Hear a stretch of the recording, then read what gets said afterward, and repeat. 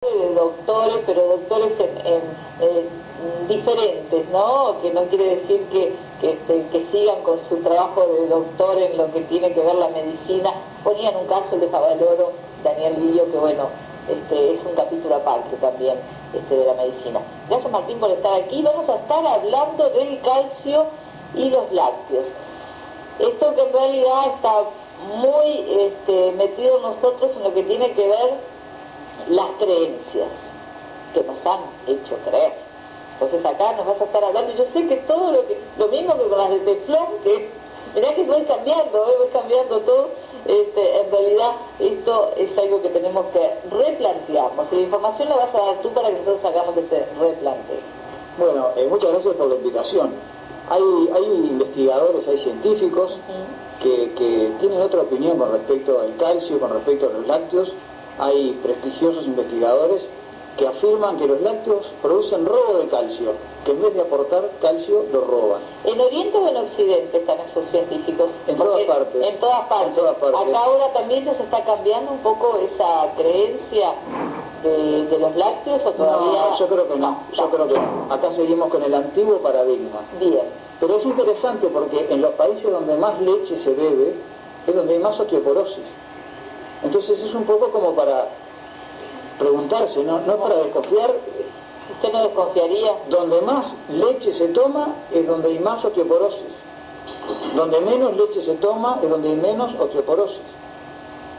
Hay un médico, un investigador norteamericano, Ellis se llama de apellido, y él hizo 25.000 calcemias, es decir, tomó sangre de 25.000 personas y determinó el nivel de calcio en sangre, y al mismo tiempo le preguntó cuánta leche tomaba por día. Bueno, él encontró que las calcemias más bajas se encontraban en las personas que tomaban entre 3 y 5 vasos de leche por día. Más leche tomás, menos calcio tenés en los huesos. Eso es lo que muestran estos estudios. Se hizo un estudio muy extenso en China, entonces se determinó el nivel de ingesta de calcio en chinos en zonas rurales. Ellos reciben el calcio de fuentes vegetales, no de fuentes animales como en Occidente. Esa es la gran diferencia. Los lácteos tienen calcio, y tienen mucho calcio. Pero el tema es que el calcio que proviene de fuentes animales descalcifica. Es algo paradójico.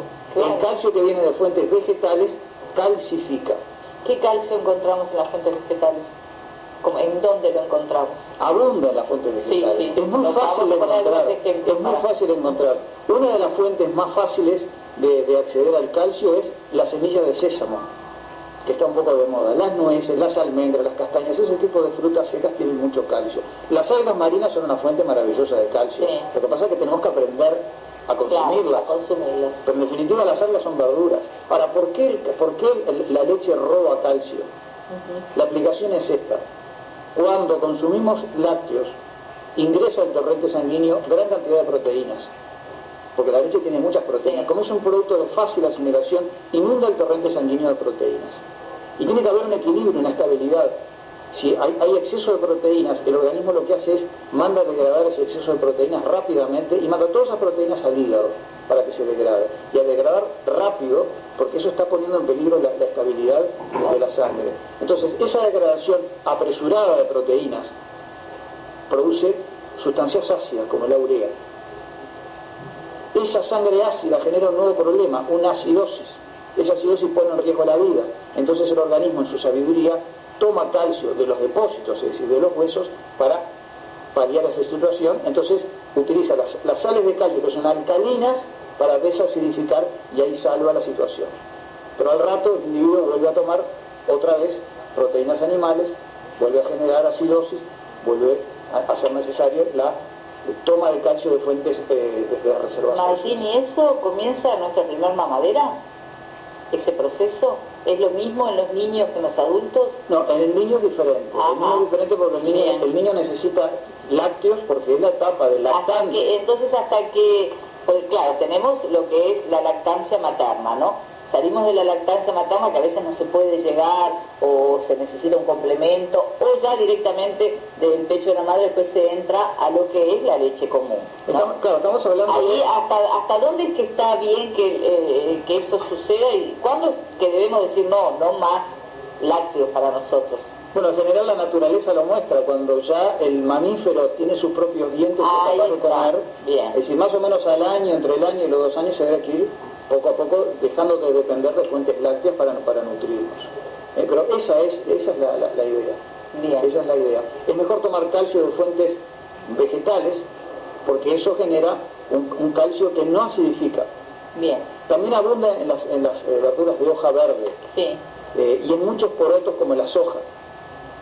O sea, hay muchas fuentes de calcio. Es increíble, si nos ponemos a observar, en la dieta hay muchos productos que lo tienen, pero nos han inculcado esa idea. Ahora, este estudio que se hizo en China es interesante. Cuando los chinos, que no toman lácteos, empiezan a tomar leche, les viene osteoporosis. Ahí empieza, claro. Mientras no la toman, están bárbaros. Que está comprobado. Tienen los huesos más densos del planeta. Empiezan a tomar lácteos, aparece la osteoporosis. O sea, aumenta la absorción de calcio, pero el tema es que junto con el calcio viene toda esa cantidad de proteínas que generan ese efecto acidificante. Y si te estamos escuchando, como lo hacemos atentamente, y decimos, bueno, a partir de hoy cambio la dieta, ¿no? Entonces entro a agarrar este tipo de calcio, ¿no? Y esto, en mis huesos, en el caso de yo tener osteoporosis, ¿recuperan? ¿Es posible la recuperación del calcio en los huesos cuando tantos años hemos estado tomando leche porque la leche es buena, porque te alimenta, porque está en la tapa de los libros, ¿no? De que es muy buena la pregunta. Por lo menos no va a agravarse. Bien. Por lo menos no va a agravarse. Que eso es importante. Y en algunos de mis pacientes, en algunos, no en todos, depende del grado, hay una cierta recuperación. No siempre es completa, pero cuanto antes empecemos mejor. Bien. Hay que tener en cuenta que hay otros factores que acidifican. El azúcar también acidifica.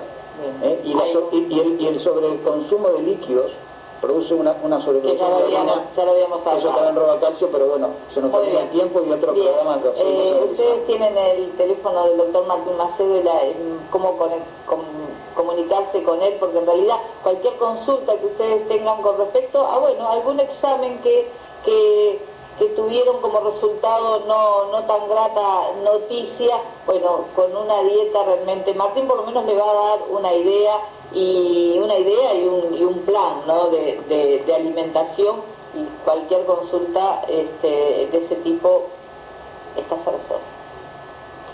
Gracias, Martín, nos encontramos la semana que viene y gracias por el tema tratado, porque es más que importante. Vaya sí, tenemos que cambiar. Gracias por la invitación. Por favor. Con ustedes venimos enseguida, no se vayan, que viene el debate parlamentario con nuestra compañera Cristina Richet.